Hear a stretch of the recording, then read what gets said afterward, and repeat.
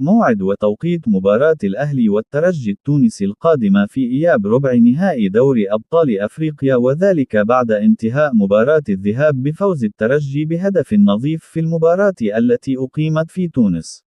وسيلتقي النادي الأهلي مع الترجي التونسي في إياب ربع نهائي دوري أبطال أفريقيا يوم السبت المقبل 21 مارس في 9 مساء بتوقيت القاهرة، 10 بتوقيت السعودية، وقطر 11 بتوقيت الإمارات، 8 بتوقيت تونس، على استاد القاهرة الدولي. وستذاع المباراة عبر قناة بي إن سبورت القطرية.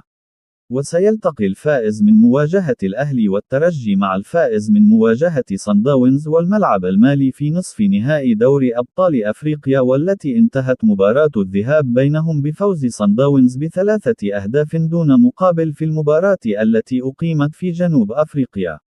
وستقام مباراة الإياب بين الأهلي والترجي بدون جمهور، وستكون المباراة الأخيرة للنادي الأهلي قبل فترة التوقف لخوض المنتخب المصري مباريات ودية استعدادا لكأس العالم. وسيستأنف النادي الأهلي بعد فترة التوقف مشواره في الدوري المصري في المرحلة الثانية من المسابقة بمواجهة سيراميكا كليوباترا. ويسعى النادي الأهلي للفوز في مباراة العودة القادمة، حيث يضمن فوز النادي الأهلي بفارق هدفين حسم التأهل مباشرة إلى نصف نهائي دوري أبطال أفريقيا، وذلك في مشوار الفريق نحو استعادة اللقب.